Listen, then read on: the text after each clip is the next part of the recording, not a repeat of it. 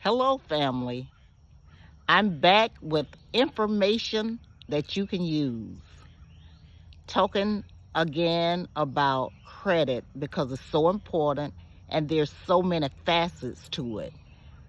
Understanding our credit will take us a long way in life. I used to tell my children to make sure that they have good credit because we didn't have any money, and you have to have something in the marketplace to level yourselves. um, I often always told them, do not get in trouble because there are some other people who have cash and they can maneuver the system. But we didn't have cash. But I said, make sure that you have credit in case of an emergency. You need something. Now, as I've grown, I've learned that credit should not be our emergency fund. We need to establish an emergency fund for emergencies because, as I foresaid, emergencies will, arise from time to time. But what I want to talk to you about today is the importance of pulling your credit report. And that's so important so that you would know what's on your report and you would know what the creditors are looking for. You're expecting them to extend credit to you, and you may have some very derogatory things on your credit report that you're not even aware of. And oftentimes they're wrong. They shouldn't even be on your credit report. So we need to monitor our credit report, pull it often.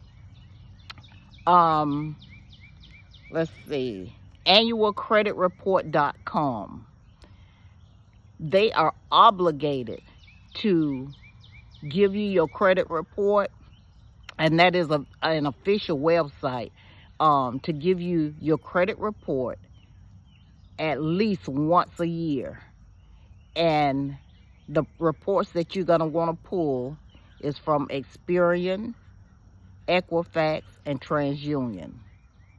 Okay, those are the three main credit report agencies. Now, there are secondaries, but we're not going to talk about that today on this video. However, if you just make sure that you pull those three, and you can have them mail your reports, or you can go ahead and just download them right then on your computer device. And make sure that you go through each report with a fine-tooth comb, because they're 8 out of 10 times there are mistakes on our reports. And if we have those mistakes removed, or sometimes we have to dispute them, but if we go through the process, you'll be surprised how your credit score will shoot up. Now, I talked about instant gratification yesterday, and I'm going to say we spend 10, 15, 20, 30 years messing our credit up, and then we want it fixed in 30 days. Usually it does not work like that. And so I find that people, they get frustrated. They say, why? Well, I gotta send this in, and then I gotta send that in. Yes, you have to stay on it like a pit bull. Yes, you have to work at it. It doesn't come overnight. Anybody that tells you they can fix your credit in 30 days, it's really not true. But you can, go on your own credit report and start deleting, well, not deleting, but disputing different things. And, usually the credit reporting agencies, they have 30 days to respond. So, you know, it's going to take some time, and then there could be more than one or two things. So it just depends. But the point that I'm making now is, let's take the time and do the work, you know. um Even Jesus didn't make the world, you know, in one day, you know, after, you know, he could have, and but after 6 days, the seventh day he rests. So with that being said, let's quit thinking that everything is going to be instantaneously, especially when we've took years and years and years to jack our credit up. Okay, so let's be very intentional, and let's um you know, let's use some tenacity and stay on it, and work on it, work on our credit, so that we can put ourselves and our families in a better position. Okay, so when we pull our credit report, as I told you, we were going to pull all three. So our credit report is essentially made up of 5 different categories. So the biggest and most important one is, guess what? Payment history. As I've been telling you, you need to pay your bills on time, all the time. And so payment history makes up 35% of our credit report. And the next one will be amount of debt. So they want to know that you're not already in over your head, because who's going to loan you money if they know that you're already struggling to pay what you owe? So amount of debt. Remember, we talked a little bit about debt to income ratio. So that's going to take up 30% on your credit report. And then credit history. I'm sorry. Well, that is, it says credit history length. Remember, I told you, and I used the example about, you know, if you got somebody that you could really trust, maybe, and I used the example of a grandparent, because, you know, if they have good history, and usually grandparents, they're not out just spending money and buying foolish stuff and things to show off and, you know, make other people think that they got so much or whatever. Okay, and so remember, I use the grandparent, because usually their credit length is going to be longer than somebody that's 18 years old. A person who's 18, well, they probably been in the credit game for a year, you know. But there are ways that we can even help our children. And I've heard stories of people using their children's credit and messing it up. And I've heard that when a lot of times when some children get 18, they got bad credit. That is so awful. That's the most ridiculous thing. So what we're trying to do, we're trying to help our children. We're talking about legacy building. So we can and should be teaching our children about credit, you know, their credit scores, their credit mix, investing, and all those kinds of things. So one thing we can do to give our children a head start, we really could put them on our credit as an authorized user. And so when they're 18, 20, they already have, you know, I'll say 5 or 6 years. So they're not starting from the bottom.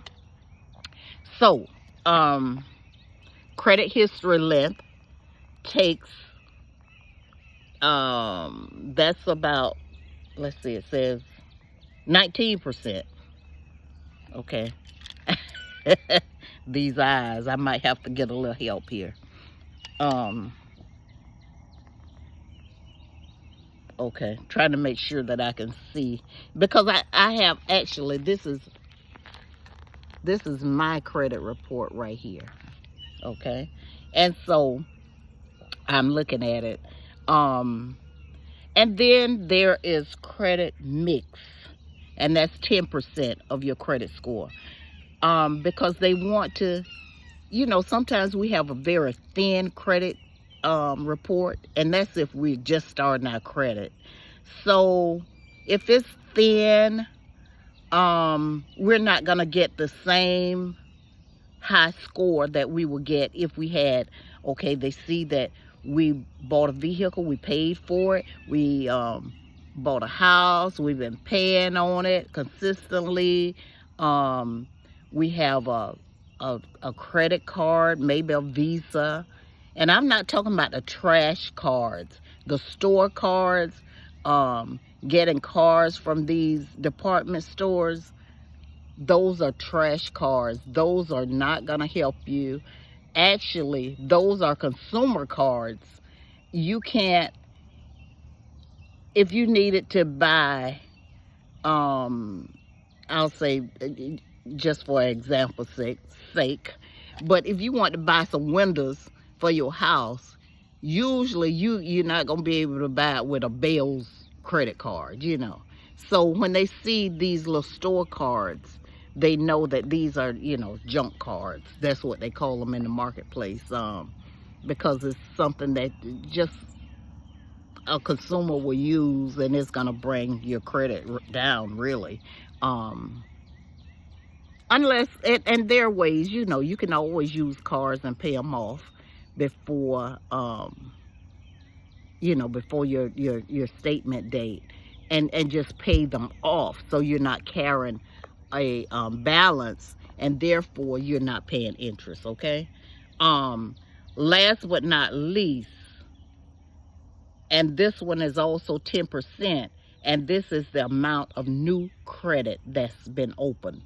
So every time we open new credit, there's an inquiry on our credit report. And so if we got 7, 8, 9, 10 inquiries, it looks like we're thirsty. It looks like we've been seeking,